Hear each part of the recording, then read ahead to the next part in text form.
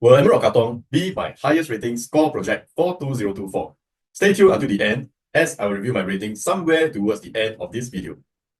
What is the profit potential of EOK? Given that EOK land was bidded much cheaper than the plot beside Tembusu Grand, will this project be launched at a lower price? What is the most profitable unit types? And what is the risk of buying EOK? Last but not least, what are my favorite floor plan in this development? I'll be covering all this in this video.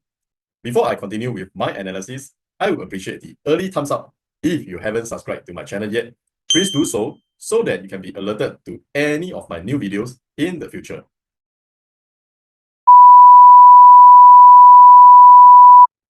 First, let me give you some proper introduction about Emerald of Katong. It's located in District 15, has a total of 846 units from 1 plus study to 5 bedroom developed by Sim Lian. First, look at the site plan. It does remind me a little bit of Treasure at Tampines at the first sight. Except this time round, some of the pools are not squarish or rectangular. It's also under the new GFA Harmonized project. In short, now typically developers retain aircon latch as part of common property rather than sell to buyer as their private space, as this will eat into the overall GFA. It is located about 5 minutes walk to Tanjong Katong MRT station, but personally, I think a comfortable walk will probably take more than that. It's also within 1 kilometer to reputable primary school like Tanjong Katong Primary and Pet Girls School.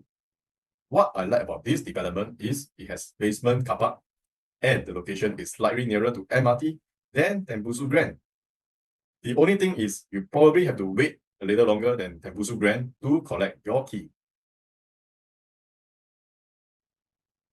Given that the land was bidded about 18% lower than its neighbor Tembusu Grand, will this project be selling at much cheaper price than Tembusu Grand? We have seen recent condo like Sora, whose land cost was also lower than Lake Gardens, but eventually it was still launched at around the same pricing as Lake Gardens. So it doesn't mean that when developer bought the land cheap, they would definitely sell you cheaper. But of course, there is this possibility that they may be able to lower the price in the future if the market condition is not good. And it has happened before. So the developer has more leeway to play around with the pricing if they got the land at a good price. Now, let's examine the price gap between EOK and the nearby resale and analyze if EOK pricing is high or low and is it reasonable to enter now. I picked the seaside residences to compare as it is one of the closest projects to compare where both are in District 15 and 99 years leasehold and the age gap is the closest. Sim Lian has announced the indicative pricing for EOK. The 1 plus study starting price is from 1.2x mil. How does this compare with seaside residences? As you can see, seaside 1 bedroom has already transacted at above 1.2 mil and PSF have reached 2,500. And take note, seaside is already a resale condo with TOP around 2021. So the age gap between them is about 6 to 7 years difference. So is it a good deal if you can get a brand new launch at about the same price as a condo that is already about 6 to 7 years old? For EOK 2 bedroom premium, the indicative starting price is from 1.5x mil. Comparing with seaside, there are really transactions crossing 1.6 mil, and with some even reaching 2 mil. PSF is almost touching 2,600. Similarly, for EOK 3 bedroom, the indicative starting price is from 2.1x mil. If you look at seaside, the 3 bedroom transactions are really crossing 2.3 to 2.6 mil. PSF hitting 2,400, and for EOK 4 bedroom premium, the indicative starting price is on 3.0x mil versus seaside 4 bedroom at 3.4x mil. So of course, we have to factor in the fact that we are comparing with the starting price for EOK, which is the lowest price, and most likely these are the lower floor units. But even if you were to add some premium to the starting price, I think it is still comparable to the pricing at seaside residences. And I heard rumors that the average PSF for EOK could likely be around 2.5 to 2.6 per square feet. From this example, we can see that the price gap between the new and resale are quite narrow now. This may give us the conclusion that EOK pricing has reached safe entry price based on the indicative guide price given. Next, we shall examine what is the risk factors in buying Emerald of Katong. There is a nursing home likely to be built next to EOK. Will buyer be deterred from buying EOK due to this? And will this affect the future pricing of EOK? Let us do a study on this. If you look at this project, Gen Residences, which is located next to a temple, Most of us also don't like to stay near Temple too. But let's look at the profitability of Gen. You can see from here that Gen Residences has seen very healthy number of profitable transactions and there are 0 unprofitable transactions. Now let's look at this condo, Floor Residences at Punggol. Located close to this home, there are also no unprofitable transactions and there are many profitable transactions, some even crossing 700,000. So is near a nursing home still a concern now? Another risk factor for this development is there are many freehold developments nearby. Will this pose a risk to EOK given that there are so many freehold condos around here? Using our ProMap system, there are a total of about 104 freehold projects within the 1 km radius. Wow, that seems like many, right? But if I were to exclude boutique development and I increase the filter to only include projects that are at least 200 units or more, now I can only see 8 freehold projects within 1 km of EOK. I would think it's fairer to compare with big projects in this case. Moreover, most of these projects are already more than 10 years old, with only Amber Park being the newest, TOP around 2023, and another nearby new launch, the Continuum, which is also freehold. Unless there is any future upcoming en bloc, we will only see more 99 years leasehold condo coming out around here, as GLS land sales are all 99 years leasehold. So for buyers looking for newer freehold condominium, there are not many to choose from in the future. Now let's look at how are the other 99 years leasehold condo performing in District 15.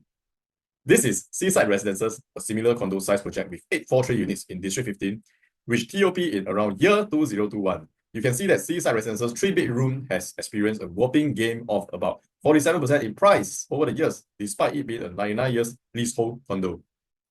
This is another example, Meadwood at District 23, also surrounded by freehold or 99 years leasehold condo. From the ProMap, it shows that there are about 12 projects with minimum size of 200 units within 1 km from Meadwood. That is even more than EOK. How did Meadwood perform? From the trend chart here, we can also see that Meadwood has also experienced a healthy, moderate growth of about 17% over the last few years, despite it being surrounded by many freehold condominiums. So from these case studies, we can see that it doesn't mean that leasehold condo would not make money, even if there are many freehold projects nearby. Most importantly is to see if the underlying demand is strong in this location. District 15 is a highly sought after district with many schools and amenities nearby. So I would say that it's still safe to go for a leasehold development at this location. Now let's analyze which are the most profitable unit types in my opinion. Personally, I will still say the same old thing, that is to go for the biggest unit types based on your available budget. Why? Because for the best exit strategy, it's always better to target the buyers who are families looking for own stay rather than investors in the future. Because only home buyers pay you the top dollars as they are buying based on needs and wants. I also see value in some of these unit types. Example, 3+ study and 3-bedroom flexi.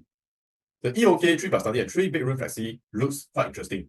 The starting price is only 2.3x mil, which is just slightly higher than Tembusu Grand 3-bedroom, the compact model, with transaction already done at about 2.3 million, and average pricing of 2.6 million, taken as of 5th November 2024. And currently, the cheapest available 3+ study at Tembusu Grand is already selling from about 2.7 mil up. This translates to a huge price gap of potentially 300 to 400,000.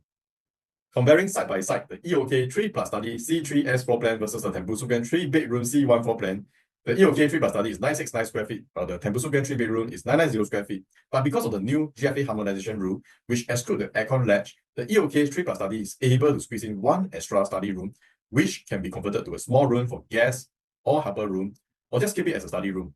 The 3+ study will be equivalent to a pre-harmonization 3+ study of either 1033 or 1044 square feet layout. The EOK 3+ study also has a storeroom and maid's toilet, which is very useful as it can be sold to bigger family with helper. Personally, I prefer the storeroom at near the entrance, and it is more convenient for me to take things in and out of the house, example, my bicycle or luggage. So I would say both the 3+ study layout C3S or C4S are both very functional layouts. Between these two layouts, I would prefer the C4S as the extra space goes mainly to the living hall, which is usable space and one of the most important area in the house. I'm really amazed with how Cinlian is able to plan a layout so well such that they can put in so many functional areas into a 900 plus square feet unit. Brilliant. For buyer who is particular with feng shui, C6S may be a better layout as the main door is not directly facing the balcony window. So you don't need to build an extra featured wall to block the main door anymore. Yes, Tembusu Grand 3 plus study may not be apple-to-apple comparison, as it is bigger at 1173 square feet. But if you ask me for a potential price gap of 300 to 400,000, I would rather go for a slightly smaller 3 plus study, which has functional layouts and serve its purpose too. The 3-bedroom flexi is also another good layout that you can consider. As the name flexi suggests, the study wall can be hacked, whereas the 3 plus study wall cannot be hacked. So, for those who may prefer a bigger living hall, may go for the 3-bedroom flexi, as you can knock away the wall here. For buyers who prefer to have a walk-in wardrobe in your master room, can go for the 3 plus study C6S layout, where the study room can be converted to a walk-in wardrobe, and you can enclose this whole area into your master bedroom by shifting the door to this area. For buyers who are looking at 2 plus study, you may consider to go for the 3-bedroom type C1 or type C2 if the price between the 2 plus study and 3-bedroom are very close. As per my previous video on Chuan Park, I mentioned that go for bigger floor plate unit rather than better view unit. So watch out for the 3-bedroom on stack 7 or 41, which is road facing. And I think they may be one of the lowest price tag for 3-bedroom. So if you find the 2 plus study pool facing unit pricing is very close to the 3-bedroom at these stacks, you may want to consider to go for the 3-bedroom instead. I also quite like the 4-bedroom premium layout D4P, 4-bedroom lux and study, and the 5 bedrooms due to its very wide and rectangular shape of the living hall, which gives that grand feel. That is very important as the future buyer will also look at this, as living hall is the place where you host your guests and the first impression of your house. Families who have deep pockets will definitely go for more spacious living hall. The main door is also not directly facing the balcony. Pricing-wise, the 4-bedroom premium is starting from 3.0x mil. At this price, you can't get any 4-bedroom at Tembusu Grand, where the cheapest 4-bedroom is now selling at close to 3.3 mil now. So I would say the 4-bedroom pricing here is also quite attractive. Due to time constraint, I will not be able to go in depth into every unit type here. If you would like to have a one-to-one consultation on the unit type that you are keen to consider, do contact me at this number here for an in-depth analysis of the unit selection. Finally, we come to my personal rating of this project. District 15 is a highly sought-after location and being within close proximity to MRT station. For location, I'll give it a 8.5. Developer rating, I'll give it a 8.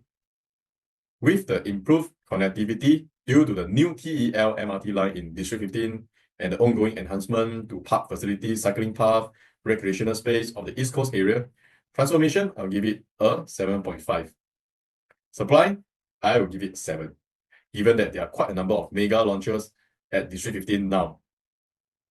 Last but not least, for pricing, I am expecting the developer to adopt similar pricing strategy similar to Treasure at Tampines.